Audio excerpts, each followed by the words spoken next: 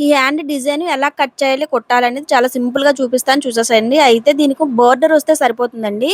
Border అనేది మీకు ఉండేటట్టుంటే ఆ బోర్డర్‌ని ఎలా చేయాలి ఏంటి అనేది. అయితే నేను జస్ట్ మైండ్‌లో ఇమాజిన్ చేశాననమాట. ఇలా వస్తే ఎలా ఉంటుంది. ఫస్ట్ ఏమో ఇలా గీసాను. ఫస్ట్ ఇలా జస్ట్ హ్యాండ్ అనేది వేసేసుకొని మీకు రఫ్‌గా చూపిస్తున్నాననమాట. ఇలా బావుంటుందా, ఇలా బావుంటుందని. ఫస్ట్ ఏం చేశానంటే ఇలా అయితే వేశాను. ఇలా వేసి నెక్స్ట్ కట్ వర్క్ అనేది మార్కింగ్ చేసుకున్నాను. ఒకసారి చూడండి కట్ వర్క్. మీకు రెండిట్లో ఏది నచ్చిందో కామెంట్స్‌లో అయితే చెప్పండి. మీరు ఇన్‌కేస్ వీడియో చూసినట్టయితే మాత్రం మర్చిపోకుండా కామెంట్స్‌లో అయితే చెప్పండి. అండ్ ఇటు సైడ్ కూడా ఏం చేశానంటే ఫస్ట్ కట్ వర్క్ ఇచ్చేసాను. నెక్స్ట్ ఈ షేప్ అనేది తీసాననమాట. నాకైతే ఫస్ట్‌దే నచ్చింది బాగా. చూద్దాం ఆ హ్యాండ్ కూడా పెడతాను. నెక్స్ట్ మరొక ఏదైనా బ్లౌజ్‌కి అయితే పెడదాం అనుకుంటున్నాను. ఫస్ట్ ఏం చేస్తున్నానంటే ఈ బ్లౌజ్ అయితే ఈ ఫస్ట్ హ్యాండ్ మోడల్ అయితే కుట్టేస్తున్నాను. అయితే హాఫ్ ఇంచి హ్యాండ్‌కి ఇలా ఫస్ట్ హ్యాండ్ ఏమో 4 మడతలు వేసుకోండి. లైనింగ్ క్లాత్ అనేది 4 మడతలు వేసేసుకొని ఆ ఒక హాఫ్ ఇంచికి ఇలా మార్కింగ్ చేసేసేయండి. మార్కింగ్ చేసేసి నేను ఈ డిజైన్ అనుకుంటున్నాను కనుక ఫస్ట్ ఏంటంటే మనకి ఈ హ్యాండ్ మరీ పొడుగుంటే బాగోదండి. కొంచెం షార్ట్ ఉంటేనే అందంగా ఉంటుంది. అందుకని 4.5 ఇంచీలు పొడుగు, 6 ఇంచు ఖర్చుతో కలిపి మొత్తం 5 ఇంచీలయితే తీసుకున్నాను. అండ్ ఆల్రెడీ మనకి కిందన కట్ వర్క్ షేప్ వస్తుంది కనుక అదొక 2 ఇంచెస్ వస్తది కనుక మనకి మొత్తంగా 7 ఇంచెస్ అయితే సరిపోతుంది. ఇప్పుడు ఏం చేయాలంటే పైకి ఒక 2.5 ఇంచీలు ఇలా మార్కింగ్ పెట్టుకోండి. అండ్ మీ యొక్క ఆర్మ్ డౌన్ కూడా ఒక 2 ఇంచీల వరకు ఇలా మార్కింగ్ పెట్టేసుకొని చూడండి 2.5 ఇంచుల వరకు మార్కింగ్ అయితే చేసుకున్నాను. మీ యొక్క ఆర్మ్ లూజ్ ఇలా మార్కింగ్ చేసేసుకోండి. ఇప్పుడు కర్వ్ షేప్ అనేది ఇలా ఇచ్చేసేయండి. మామూలుగా మనకి పఫ్ హ్యాండ్స్ ఎలా అయితే కుడతామో ఆ విధంగా మొత్తంగా షేప్ అనేది ఇచ్చేసేయండి. ఇచ్చేసిన తర్వాత ఇప్పుడు కింద నుంచి మీదకి 2 ఇంచులు ఖర్చుతో కలిపి మీరు గమనించండి. అలా పెట్టేసుకొని మీరు ఇలా ఆర్మ్ స్కేల్ అనేది తీసుకొని జస్ట్ షేప్ అనేది మార్కింగ్ చేసుకోండి. మీకు స్కేల్ అవసరం లేకుండా చేత్తో మామూలుగా మార్కింగ్ చేసేసుకుంటానన్నా కూడా ప్రాబ్లం లేదు. మనకు ఆ షేప్ రావడం కోసమని ఇలా మార్కింగ్ అయితే చేసుకోండి. ఇలా మార్కింగ్ చేసేసి మార్కింగ్ చేసిన దాని ప్రకారం మొత్తం కట్ చేసుకొని వచ్చేసేయండి. ఇదిగోండి ఈ విధంగా మొత్తంగా కట్ చేసుకొని అయితే వచ్చేసేయండి. ఇలా కట్ చేసేసిన తర్వాత మిడిల్‌లోకి చిన్న కటింగ్ పెట్టండి. మనం ఎక్కడి వరకు కుర్చీలు పెట్టాలనుకుంటున్నామో అక్కడ చిన్న కటింగ్ పెట్టుకోండి. అండ్ మీ యొక్క ఆర్మ్ లూజ్ కూడా కటింగ్ పెట్టేసుకోండి. ఇది ఓపెన్ చేసేసి మొత్తం ఖర్చులన్నీ అటాచ్ చేసేసేయండి. నావైతే చూపించట్లేదు. ఇప్పుడు మనకి బోర్డర్ అనేది అంటే మనకి మామూలుగా హ్యాండ్‌కి ఇచ్చే బోర్డర్ ఒకటి, నడుముకి ఇచ్చే బోర్డర్ ఒకటి 2 బోర్డర్‌లు ఉంటాయి కదా! నడుముకి ఇచ్చే బోర్డర్ కూడా నేను యూజ్ చేయలేదండి. అది ఈ హ్యాండ్ కోసమే యూజ్ చేశాననమాట. అది వేస్ట్ ఎలాగో మనకు అది అవసరం ఉండదు కనుక దాన్ని ఇంక వేస్ట్ చేయడం ఎందుకని దీనికి అటాచ్ చేసేసాను. అంటే మనకి షేప్ అనేది తీస్తున్నాం కదా! ఆ షేపు తీయాలి అంటే మనకి కొంచెం షేప్ వరకు ఈ అంచు అనేది వస్తే బావుంటుందనమాట. అందుకని ఈ విధంగా ఈ రెండిటికి ఇలా అటాచ్ అయితే చేసేసాను. మీరు గమనించారో లేదో అసలు అటాచ్ చేసినట్టే కనిపించదు. ఇప్పుడు కొంచెం మీదకి పెట్టి తీసేసేయండి. మీ యొక్క ఈ హ్యాండ్ హైట్ అనేది చూసుకొని కొంచెం ఒక హాఫ్ ఇంచ్ కింద ఖర్చు, మీద ఖర్చు ఉంచేసుకొని కట్ చేసేసేయండి. కట్ చేసేసిన తర్వాత అంచులు 2 అటాచ్ చేసేసేయండి. ఇప్పుడు చూపించాను కదా! 2 బోర్డర్‌లు కూడా అటాచ్ చేసేసేయండి. అండ్ ఇవి కూడా లైనింగు, మెయిన్ క్లాత్ ఎక్స్‌ట్రా ముక్కలు పడినవన్నీ కూడా అటాచ్ చేసేసేయండి. ఇప్పుడు బార్డర్స్ 2 అటాచ్ చేయడం చూపిస్తున్నాను చూడండి. అవి కూడా అటాచ్ చేసేయమన్నాను. ఇంక చూపించలేదు.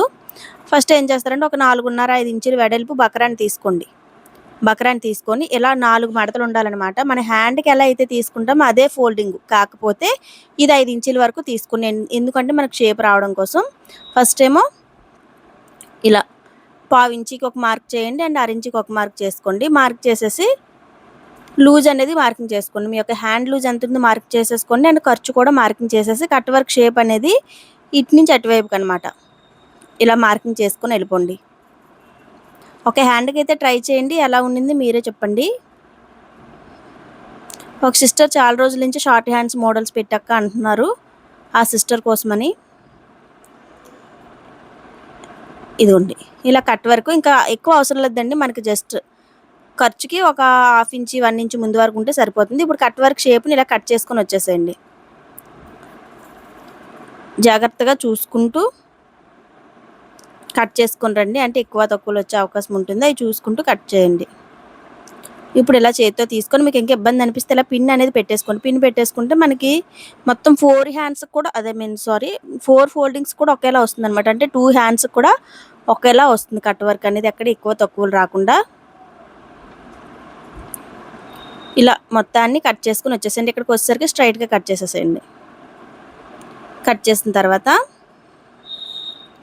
ఇప్పుడు దీనికి ఆల్రెడీ చెప్పాను కదా, మెయిన్ క్లాత్‌కి, లైనింగ్‌కి మనకు కావాల్సిన ఎక్స్‌ట్రా పీసులన్నీ జాయింట్ పీసెస్‌లు ఏవైనా ఉంటే అన్నీ జాయిన్ చేసేసేయండి. జాయిన్ చేసేసిన తర్వాత ఫస్ట్ ఉల్టా ఏసుకోండి. మెయిన్ లైనింగ్ క్లాత్ ఏమో సేమ్ ఒకేలా పెట్టేసి, దాని మీదనేమో ఇది ఉల్టా పెట్టేసి కరెక్ట్‌గా సెంటర్‌లోకొచ్చేటట్టు ఇలా పిన్ పెట్టేసుకోండి. ఇలా పిన్ పెట్టేసుకొని అంటే రివర్స్ తిప్పేయడానికనమాట. లేదు మేము పైపింగ్ వేసుకుంటాము అంటే ఏ ఉల్టా తిప్పాల్సిన పనుండదు. Main cloth, lining cloth right సైడ్‌లోనే పెట్టేసి మీరు స్టిచ్ వేసేసుకొని దానికి పైపింగ్ అయితే వేసేసుకోవచ్చు. పైపింగు నేనెందుకు వేయలేదంటే మనకి బోర్డర్ కలర్‌లో కలిసిపోయే అవకాశం ఉంది. అందుకని నేను పైపింగ్ అనేది వేయలేదు. ఒక్కసారి చూడండి. మళ్ళీ ఇంకొకసారి స్టిచ్ అయితే వేస్తున్నాను. అంటే ఇక్కడ కోని అనేది నేను ఎలా తిప్పుతున్నానో ఒకటికి 2 సార్లు గమనించండి. ఆల్రెడీ మనం షేప్ తీసేసుకున్నాం కనుక ఆ షేప్ వెంబడే మీరు హాఫ్ ఇంచ్ గాని, పావించి గాని కుట్టు వేసుకుంటూ వచ్చేస్తే మీకు కరెక్ట్‌గానే వచ్చేస్తుంది. ఇప్పుడు మొత్తంగా కట్ వర్క్ ఇలా షేప్ మొత్తానికి చిన్న చిన్న కటింగ్స్ అయితే ఇవ్వండి. అలా కటింగ్స్ ఇస్తేనే మనకు రౌండ్‌గా తిరుగుతుందండి. లేకపోతే సరిగ్గా తిరగదు. కటింగ్స్ కంపల్సరీ ఇవ్వాలి. అండ్ కోనీలో కూడా చిన్న కటింగ్ అయితే ఇచ్చేసి పిన్ తీసేసి దాన్ని రివర్స్ తిప్పేసేయండి. ఇదిగోండి మొత్తంగా రివర్స్ తిప్పేసి అడ్జస్ట్ చేసి ఎడ్జ్ కుట్టు ఒకటి వేసుకొని వచ్చేసేయండి. ఇక్కడికి వచ్చేసరికి జస్ట్ కోని అనేది కరెక్ట్‌గా వచ్చినట్టు చూసుకోండి. మనకి కరెక్ట్‌గా కనిపించాలనమాట షేప్ అనేది. అందుకే మీకు కటింగ్ పర్ఫెక్ట్‌గా వస్తే స్టిచ్చింగ్ అనేది ఆటోమేటిక్‌గా వచ్చేస్తుంది. అంటే మనం కట్ చేసుకున్న షేప్‌ని బట్టే కదా స్టిచ్ చేస్తాము. అందుకని ఇది పర్ఫెక్ట్‌గా వచ్చేస్తుందని చెప్తుందనమాట. ఇలా జాయిన్ చేసుకొని వచ్చేసేయండి మిగిలింది మొత్తాన్ని కూడా. 2 హ్యాండ్స్ కూడా ఇలానే ప్రిపేర్ చేసేసేయండి. ప్రిపేర్ చేసేసిన తర్వాత ఇప్పుడు ఇలా ఒక లైనింగ్ తీసుకోండి. దాని మీద మెయిన్ క్లాత్ పెట్టేసి 2 అటాచ్ చేసుకొని వచ్చేసేయండి ఫస్ట్. బోర్డర్ ఉంది కదా అదనమాట. ఇప్పుడు బకరానికి ఒక లైనింగ్ క్లాత్ అనేది తీసుకొని దాన్ని కూడా అటాచ్ చేసేసేయండి. అటాచ్ చేసేసి ఇప్పుడు మెయిన్ క్లాత్ మీద ఇలా పెట్టుకొని స్టిచ్ చేయండి. అంటే మనకి బకరం అనేది మిడిల్‌లోకి రావాలనమాట. చూడండి ఇలా మనకి కట్ వర్క్ షేప్ ఎక్కడి నుంచి అయితే తీసుకున్నామో అక్కడి నుంచి షేప్ కుట్టుకొని వచ్చేసేయండి. యాక్చువల్‌గా షార్ట్‌లో అప్లోడ్ చేసేద్దాం అనుకున్నాను. చాలా వరకు షార్ట్సే పెడుతున్నాను. అక్క లాంగ్ వీడియోస్ పెట్టండి అని అడుగుతున్నారు. అందుకని లాంగ్ వీడియో కింద ఇది పోస్ట్ చేస్తున్నాననమాట. అండ్ మోడల్ కూడా కొంచెం కొత్తగా ఉంది కదా! ఎక్కువ మంది నేర్చుకోవడానికి అవకాశం ఉంటుందన్న ఉద్దేశంతో. చూడండి షేప్ అనేది పర్ఫెక్ట్‌గా వచ్చినట్టయితే స్టిచ్ చేసుకోండి. అందుకే కట్ చేసుకునేటప్పుడే షేప్ బావుంటే కుట్టేటప్పుడు ఏంటంటే ఒకే లెవెల్‌లో హాఫ్ ఇంచ్ అయితే హాఫ్ ఇంచి, పావించి అయితే పావించి మనం ఎంత అనుకుంటే అంత కుట్టుకొని వచ్చేయాలి. అలా వచ్చేస్తే షేప్ అనేది నీట్‌గా వచ్చేస్తుందనమాట. ఇలా చివరి వరకు కట్ వర్క్ మొత్తాన్ని కుట్టుకొని రండి. మర్చిపోకుండా పిన్ అయితే పెట్టుకోండి. అలా పిన్ పెట్టుకోవడం వల్ల అటు ఇటు కదలకుండా ఉంటుందనమాట. ఈ విధంగా. చాలా మోడల్స్ పెడుతున్నానండి. కానీ ఎవరు చూడటం లేదు. చూడండి ఒకసారి ఏం పెడుతున్నాను ఏంటి అనేది. డబుల్ స్టిచ్ వేసుకొని వచ్చేసేయండి. వేసుకొని వచ్చేసి ఇప్పుడు ఇలా కట్ వర్క్స్‌లో చిన్న చిన్న కటింగ్స్ ఇచ్చేసేయండి. ఇలా చిన్న చిన్న కటింగ్స్ ఇచ్చేసి దాన్ని రివర్స్ తిప్పండి. అంటే మనకి ఇలా రివర్స్ తిప్పేసరికి ఏమవ్వాలి అంటే బకరం అనేది లోపలికి వెళ్ళిపోవాలనమాట. ఇదిగోండి. ఇప్పుడు పైన ఎడ్జ్ కుట్టు వేసుకొని వచ్చేసేయండి. నీట్‌గా కట్ వర్క్ మొత్తాన్ని అడ్జస్ట్ చేసేసుకొని పైన ఎడ్జ్ కుట్టు వేసుకొని వచ్చేసేయండి. చూడండి.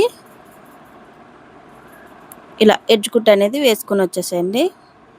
నాకు ఈ అనేది అన్న పదం ఊత పదం అయిపోతుందండి. ఒక్కొక్కసారి ఒక్కొక్క పదం వచ్చేస్తుంది. కొంచెం డిస్టర్బెన్స్‌గా అయితే ఫీల్ అవ్వకండి.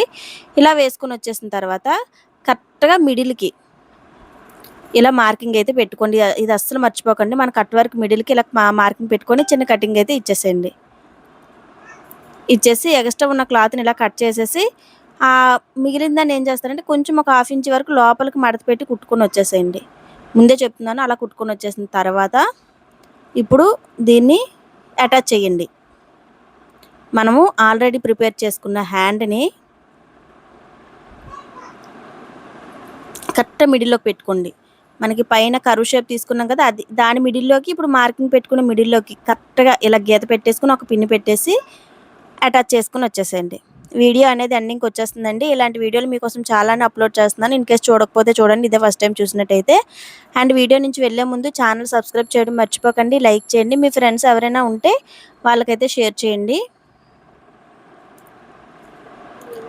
ఈ విధంగా అడ్జస్ట్ చేసుకుంటూ కరెక్ట్‌గా మిడిల్‌లోకి లైన్ వచ్చేటట్టుగా చూసుకొని అటు ఇటు వెడల్పు చూసుకొని స్టిచ్ అయితే వేసేసేయండి.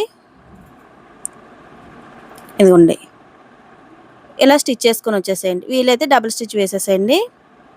అంతే అండి, అయిపోయిందండి. పైన పఫ్ కోసం మనం పెట్టిన క్లాత్‌ని కుచ్చుల కింద కుట్టేసుకోండి. నచ్చిందా అండి? నచ్చితే లైక్ చేయండి, షేర్ చేయండి. Thank you.